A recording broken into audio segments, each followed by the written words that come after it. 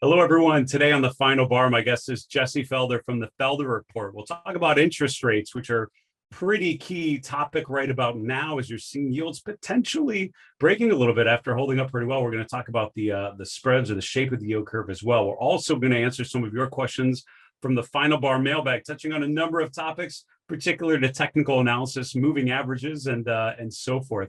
S&P hanging in there, finishing flat today. Ladies and gentlemen, this is the final bar.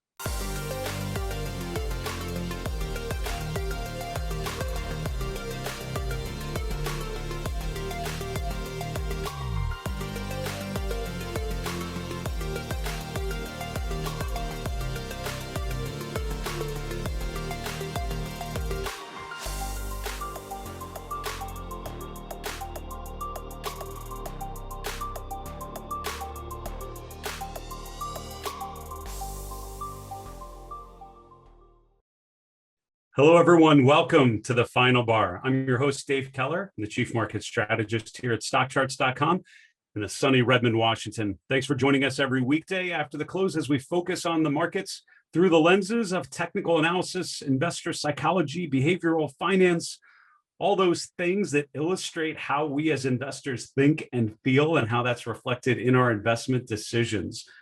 As I've learned from my mentors, many times I was reminded of the value of focusing on price and all the other things, all the reasons why things tend to move, all the reasons why stocks break out or break down, all of the drivers as to why things happen tend to be much more clear in the rearview mirror.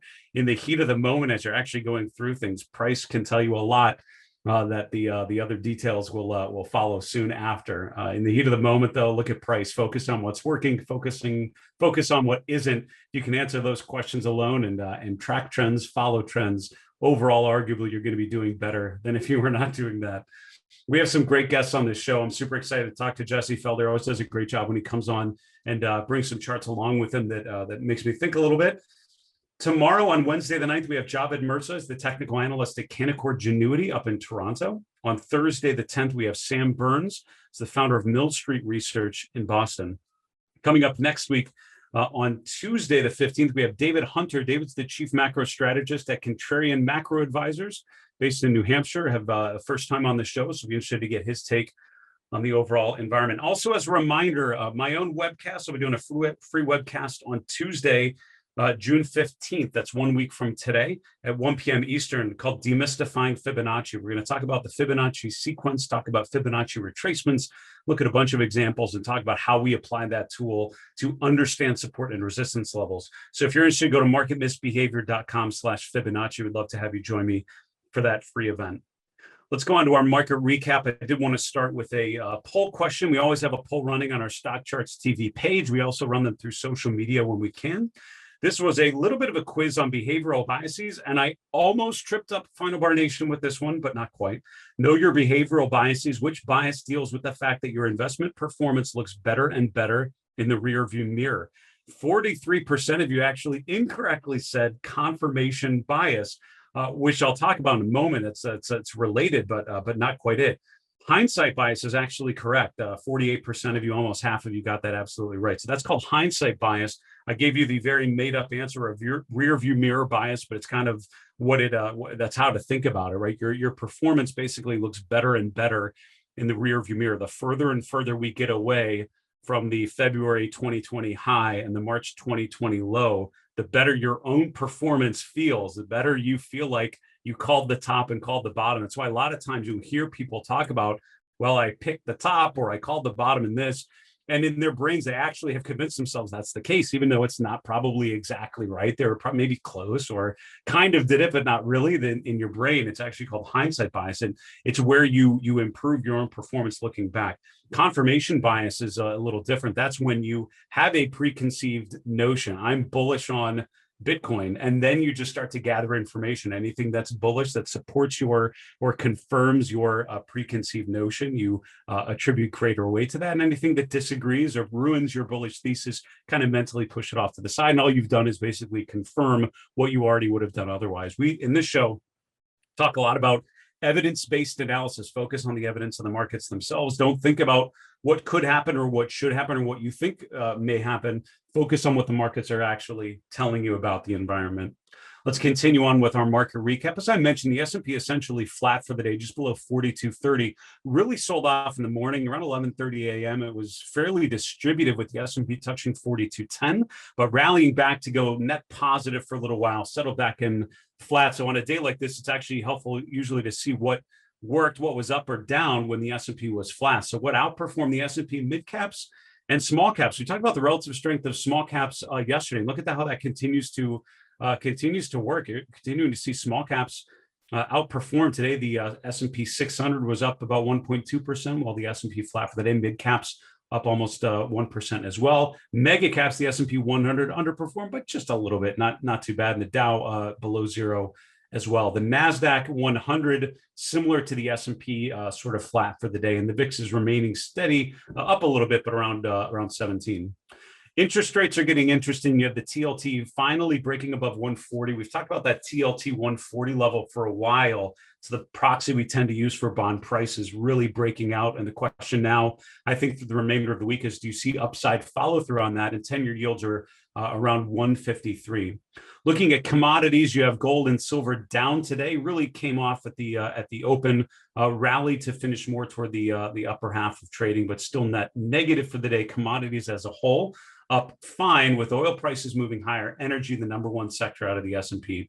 Cryptocurrencies continue to look fairly distributive. Now, Bitcoin and Ethereum, Litecoin, all were down a lot more a little while ago. Have rallied a little bit in the last couple hours, with Bitcoin testing the 33,000 level from below. That's been resistance for much of the last 24 hours. But looking at the long-term chart of Bitcoin, we'll go there next.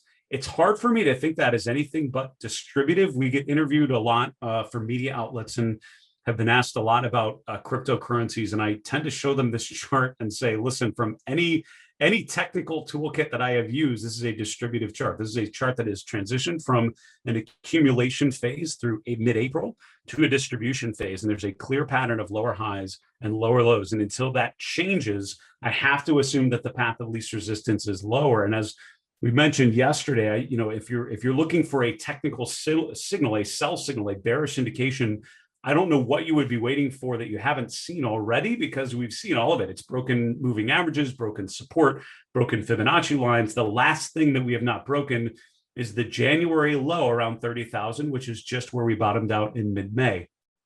So my general interesting or my perspective on this is, as we continue to roll over now and head back toward that 30,000 level, I think a lot of eyeballs are on that point. And if we break down through there, I think you'll see another leg down of broad distribution. And then we really have to think about further downside from there. My friend Julius de Kempener is eyeing the 20,000 level as a key support level. I'll do some further analysis and come up with some additional levels, but for now, I think it's 30,000 is the most important one, and see if that's able to hold on Bitcoin.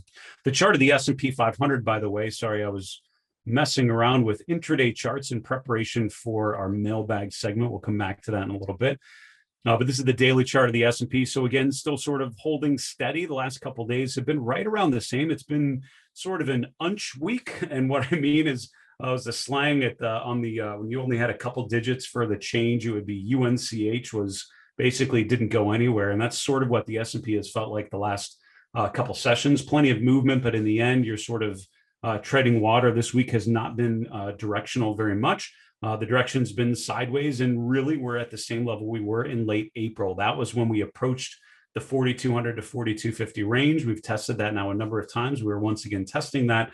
It is not, I'm not missing the fact that every time we are testing that level, we're doing it on lower momentum.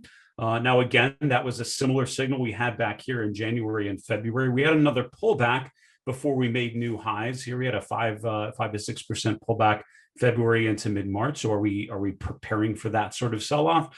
For me, breaking down through support would confirm that. And that's where we have trend line and moving average support currently around 4150. That's the first line in the sand that I would be looking for. And we have not hit that yet. Very quickly, looking at some other asset classes, consumer discretionary and energy sort of neck and neck at the top of the list today. They jumped around a little bit as we're digesting the closing trades for the day. Real estate number 3. And we've talked about the real estate chart. Again, I'm fascinated by this because when a market is doing something in a sector like real estate, that's a relatively small sector that people I find tend not to look at, because you're not very familiar with the sector. You're not probably familiar with a lot of the tickers and the names and their businesses. But I would argue the best thing you can do is look at something like the RRG, look at the candle length function, look at the scooter rankings and sort the sectors based on their scooter rankings. You'll see things like real estate bubble to the top in any of those scenarios. So focus on what's working and don't worry about what should work. Don't think about offense versus defense. Think about the sectors that are actually working. That's the essence of a momentum model. What's underperforming today? Utilities, which again has been a pretty negative place to be overall on a relative basis. Consumer staples, second from the bottom. We talked about that potential rotation on the consumer discretionary to staples ratio and whether that's going to break down. You really didn't have a breakdown yet, which is something to pay attention to. Top groups, and then we have to take a quick break. Coal is a pretty small group, so I tend to skip that one. There's only a couple names, and names you're probably not familiar with. There's not a lot of market cap there, but a number of materials groups represented at the top, including steel and aluminum. Nucor has taken over the #1 spot, by the way, taking it over from BNTX, which is a biotech name. NUE is a steel stock #1. So if you look at the top 10 scooter rank stocks, it's a lot of materials. It's a lot of energy. This is sort of, I think, where things are at if you look at the strength in the trends. We need to take a quick break. We'll be back with my guest, Jesse Felder. We'll see you in a minute.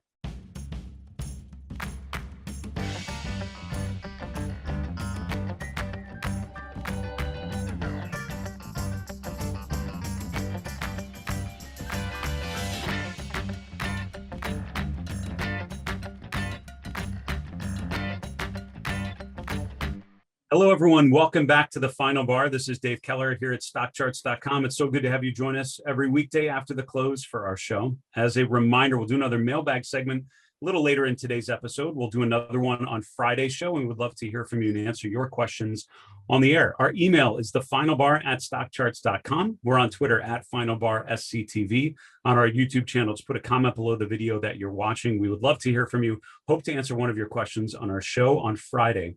Also, as a reminder, go to StockChartsTV.com. Use your email, set up a free account. You can start watching all of our great content from our fantastic group of hosts, wonderful guests like Jesse Felder and others, all featured on demand on all of your devices. Go to StockChartsTV.com. We're also on all the app stores. Just search for StockCharts TV on demand. I want to welcome on my guest joining us once again on the show, Jesse Felder. Jesse's coming to us, a fellow Pacific Northwesterner coming to us from Oregon, founder of the Felder Report. Jesse, welcome back. Hey, Dave, thanks for having me.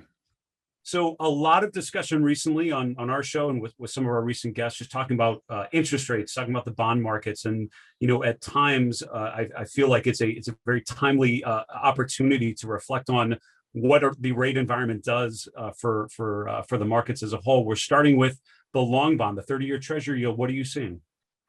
Well, you know, it's something that I've been paying close attention to because this uptrend has been so clear for so long since rates bottomed, you know, in March of last year. And this is just a weekly chart. You can see that, you know, that it touched this trend line several times and finally broke in the last couple of weeks. And that's an important signal to me, just because interest rates and especially long duration yields like this are so important to so many other asset classes. I'll talk a little bit more about those in a second, but you know, what goes along with this, I think, you know, I didn't send the chart in, but we have the copper to gold ratio kind of confirming this weakness in the yield. But then the other chart I sent in was kind of more of a sentiment indicator, positioning indicator. It shows essentially the short position that small speculators have put on in 30-year futures. And so you can see they rarely get to this big of a short position, you know, in the long bond. When they do, you know, a lot of times rates reverse lower or at least, you know, stop going higher. So I think this is probably a pretty good sign rates aren't going to reverse higher anytime soon. And so to me, the takeaways from this are, you know, the rising rates and a rising yield curve have been bullish for bank stocks, you know, over the past year plus. But also that you mentioned earlier, that relative outperformance of small caps. There's a really tight correlation between interest rates and especially the 30-year yield and the relative performance of small caps. So rates rising is good for small caps. If rates are no longer rising, you know, it could call into question this outperformance of small caps. And then finally, if rates aren't going any higher and inflation is, and I think that's pretty clear, that's very, very bullish for the gold price. And so I do think that, we could see gold is reversed nicely over the last month or two. And I think that could be a beginning of a much stronger move higher for gold prices if rates aren't going to keep pace with inflation over the next few months. Really, really interesting points, Jesse. And just to be clear, you've inverted the scale here. So in red, this is basically the net position. So really, really high on the chart represents like a net short position, right? So they're more short than it, right? Exactly. Okay, Exactly. got it. Right. And it's interesting. So you talk about the potential strength in gold, which totally, well received. I think we've seen that rotation higher in there. The other, I guess, question would be something like growth stocks, right? I mean, the rising rates were certainly a headwind to the growth trade doing well. If rates start coming off a bit, does that mean we get away from small cap value and into large cap growth, or where would you be looking opportunistically then in the coming months? Yeah, I mean, perhaps it's a good point to make that, rates are also highly correlated to that value versus growth trade. And one of the drivers of value has been, the rising rates. But to me, when I look at that, that value hasn't necessarily priced in a lot of that, the rate rise we've already seen. So it looks like to me, small caps have priced it in and then some, obviously driven by AMC, GameStop, a lot of these meme stocks, small caps have done really well. So I think to me, the clearer, takeaway for me would be the small to large rather than, value to growth. It's very, very interesting. When you're looking at the chart of gold, we only have another minute left, Jesse, but you mentioned gold prices potentially going higher. And I think we've talked about this rotation getting back above its 200-day moving average, which was, pretty monumental, when it had broken down there in the first quarter. Where do you see what do you see next for gold? Do you have any upside targets, or what would you be looking at when you're seeing this chart? What speaks to you? Yeah, well, it's really that real interest rate on the 30-year. So like I said, if core CPI comes out on Thursday, it's expected to come in at 3.4%. If the 30-year stays at 2.2, that's a negative real yield of 1.2% or something. That has a really close relationship with the change in the gold price year over year. And if that relationship holds, and core CPI comes in as expected, rates kind of don't match it, we see that negative 1% plus, gold price is going to break out to new highs, and we could see a really strong move higher, as high as 2,500, I think, by the end of the year. We'll have to leave it there, Jesse. This is fantastic. Appreciate you sort of walking through the whole way of thinking, starting with interest rates and then seeing all the different ripple effects to a potential change in the environment there. Jesse Felder, thanks so much as always for coming on the show. Stay safe. We'll talk to you again soon. It's my pleasure. Thanks, Dave.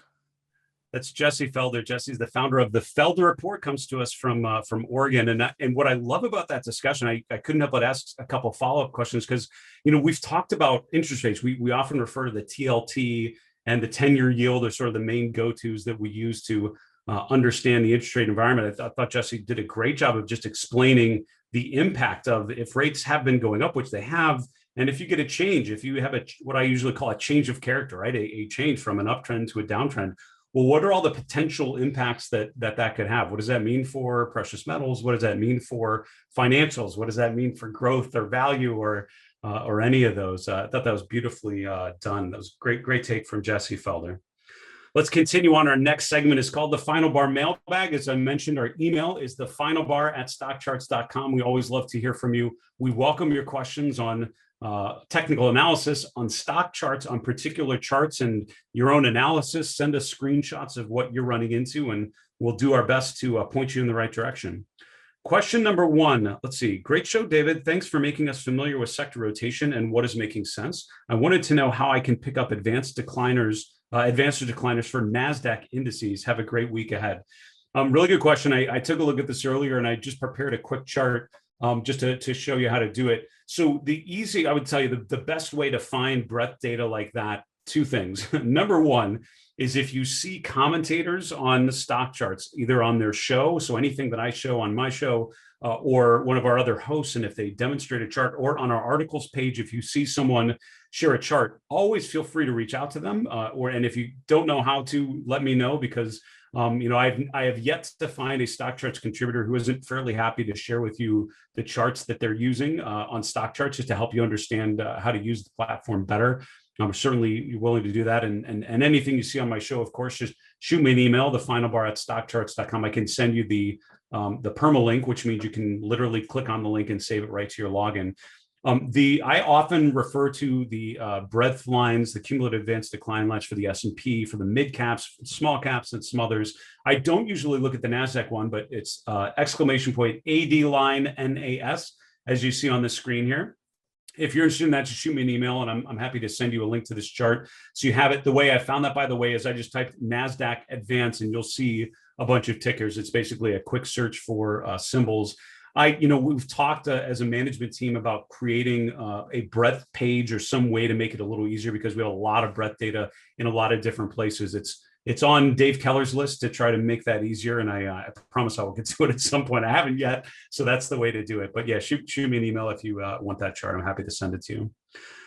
Next question. What is your take on the relationship between volume and volatility? I assume that the two are positively correlated, perhaps because the process of price discovery entailed by an imbalance between buyers and sellers would encourage further participation. Is this accurate? If so, how do you make sense of narrow range bars with high volume and wide range bars with low volume? Really, really good question. And to answer, the short answer is, yeah, pretty much it tends to be a pretty good correlation where bigger moves in the price are really driven, will tend to coincide with higher volume days. And that just goes to the general nature of price movements. And I'm bringing up the John Murphy template here, which I know has volume on it. As you probably know, I don't show volume a lot on my charts, but big moves in price tend to be coincided with big volume days. And the reason is because the price can't move. Price doesn't have huge moves and a huge supply demand change or a huge change in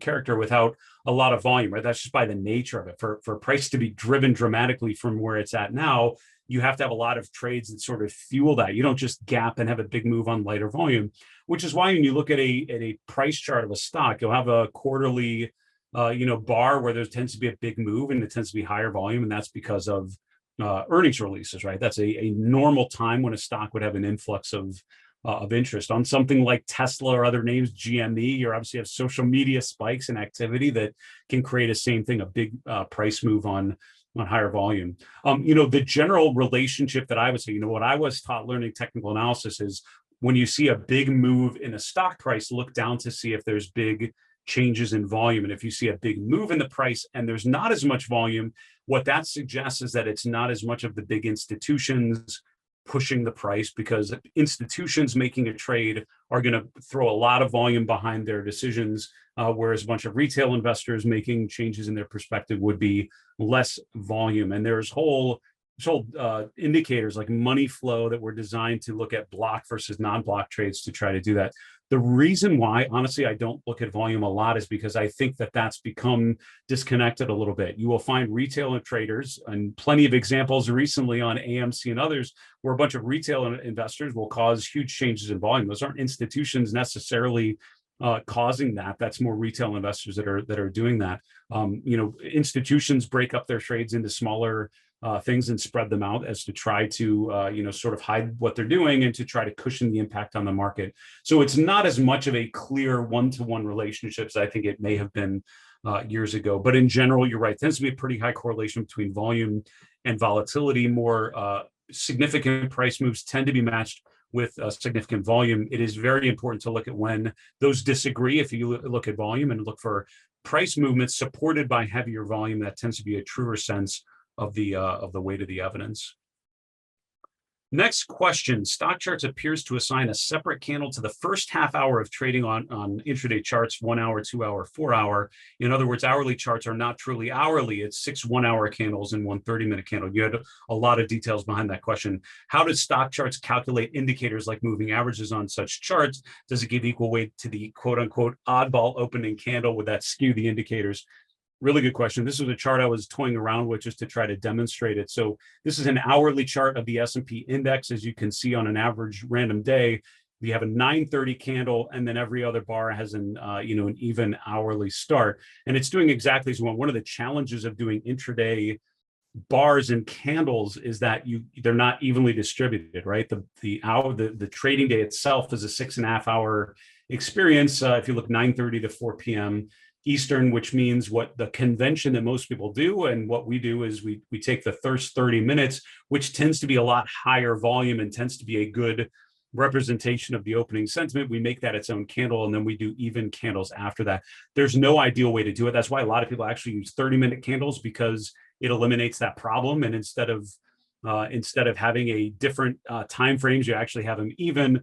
I've seen people try to make hours and just ignore the open and closes. I think that's a really bad idea. So we don't do that. I would encourage you not to do that, because it doesn't make a ton of sense. The answer is there's no great answer. If you have a 4-hour candle and there's 6.5 hours in the trading day, there's no great way to really represent that in any way that I'd feel comfortable with. So, what do people do? I've seen people do like 65-minute candles to try to, make it so that there are an even number during the day. I've seen people do, just do what we are doing here, which is break them into different times to make them more even.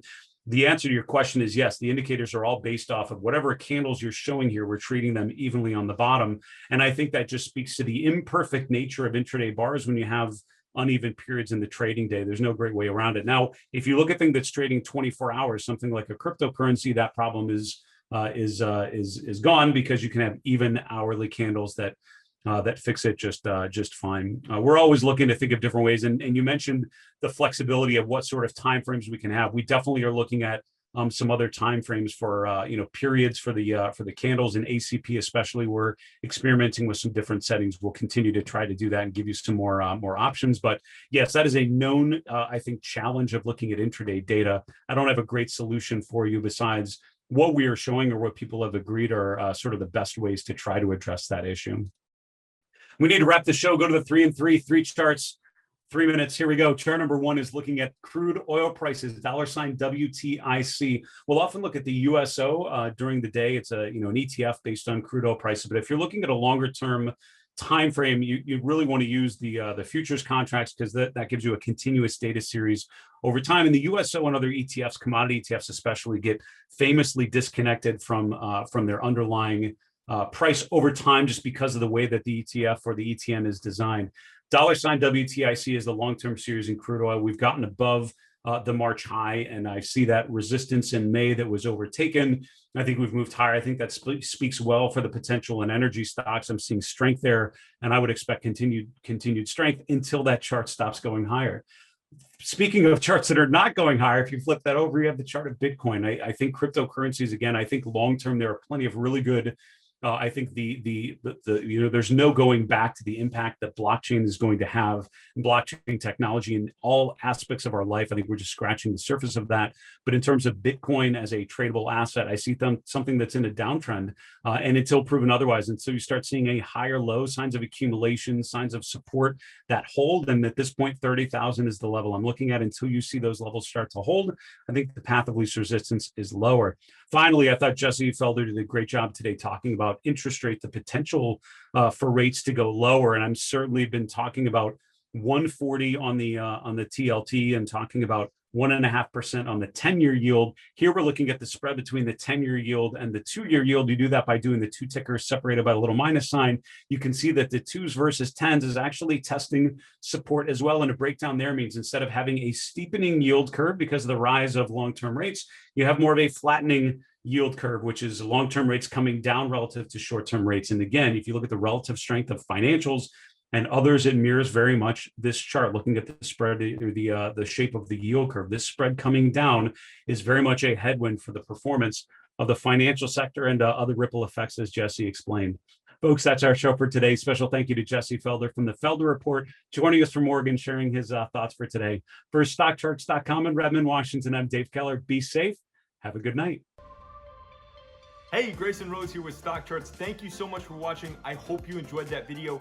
If you did, consider giving it a like down below, maybe leave us a comment, and if you're new to the channel, you can subscribe at the link up above. We're gonna bring you daily content from an incredible collection of technical analysts and financial experts.